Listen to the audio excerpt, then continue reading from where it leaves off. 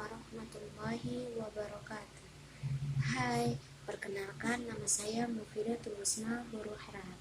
Saya dari jurusan Manajemen Dakwah.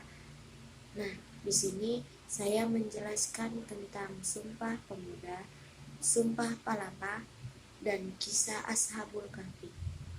Nah, yang pertama, Sumpah Pemuda. Makna Sumpah Pemuda. Sumpah Pemuda memiliki cerita sejarah dan tujuan yang sakral bagi bangsa Indonesia.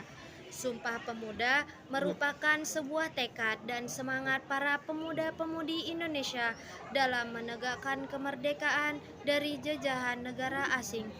Lahirnya Sumpah Pemuda menjadi titik awal perjuangan anak muda. Kala itu, pemuda dan pemudi rela mengorbankan waktu, tenaga, pikiran, moral, bahkan harta benda demi menyatukan bangsa Indonesia. Tanpa Sumpah Pemuda dan perjuangan mereka, Indonesia bisa saja tak mencapai kesatuan dan tak berhasil melawan penjajah. Karenanya, amalkan semangat, juang, dan lanjutkan energi positif mereka pada generasi kini dan seterusnya dalam mengambil langkah apapun demi kemajuan dan kebersamaan bangsa Indonesia. Sumpah Pemuda merupakan suatu pergerakan kemerdekaan Republik Indonesia yang dilakukan oleh para pemuda-pemudi Indonesia dengan menyatakan janji satu tanah air, satu bangsa, dan satu bahasa. Pengamalan nilai-nilai Sumpah Pemuda yang harus diamalkan dalam kehidupan sehari-hari sendiri diantaranya nilai kegotong royongan, patriotisme, musyawarah, cinta tanah air, kekeluargaan, persatuan, kekeluargaan, cinta damai, dan tanggung jawab.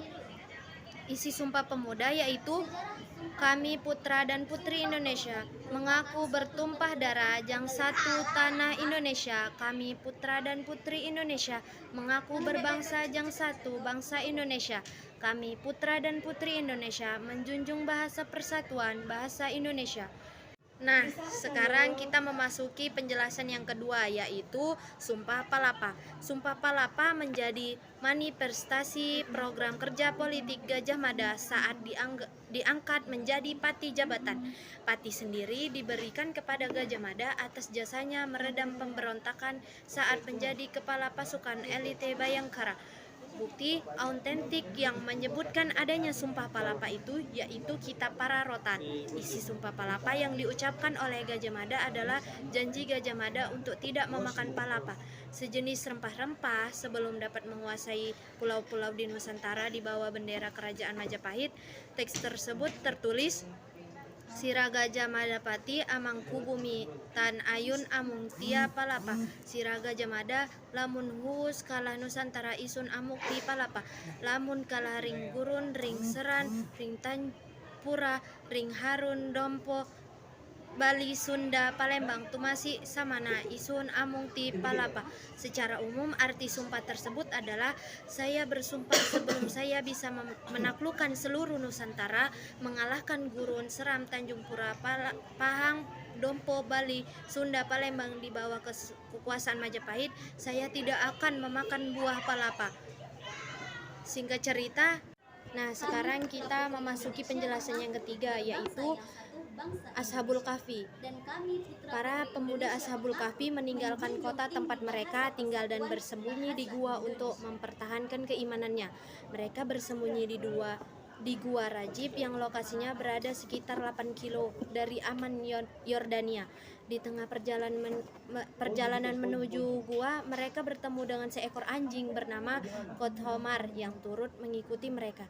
Di gua tersebut, para pemuda dalam kisah Ashabul Kahfi bisa bebas beribadah kepada Allah sekaligus memohon perlindungan agar terhindar dari kejaran tentang Raja Daqyanus.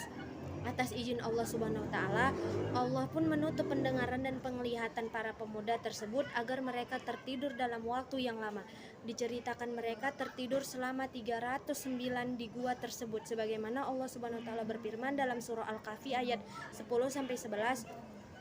Bismillahirrahmanirrahim. Iza awal fityatu ilal kahfi faqalu rabbana atina min ladunka rahmatan wa hayyi' lana min amrina rasyada wa darabna ala adanihim fil kahfi sinina adada. Artinya, ingatlah ketika pemuda-pemuda itu berlindung ke dalam gua, lalu mereka berdoa, "Ya Tuhan kami, berikanlah rahmat kepada kami dari sisimu dan sempurnakanlah petunjuk yang lurus bagi kami dalam urusan kami." Maka kami tutup telinga mereka di dalam gua itu selama beberapa tahun. Sebab itu Raja Daqyanus dan pasukannya yakin para pemuda tersebut adalah meninggal di dalam gua. Hingga ratusan tahun terlewati, Allah Subhanahu wa taala membangunkan para pemuda tersebut kala negeri Apasus telah dipimpin oleh raja yang soleh dalam surah Al-Kahfi ayat 12. Summa ba'asnahum lina'lama ayyul hizbaini ahsa lima labisu amada. Artinya, kemudian kami bangunkan mereka agar kami mengetahui manakah di antara kedua golongan itu yang lebih tepat dalam menghitung berapa lamanya mereka tinggal atau dalam gua itu. Baiklah, saya akhiri. Assalamualaikum warahmatullahi wabarakatuh.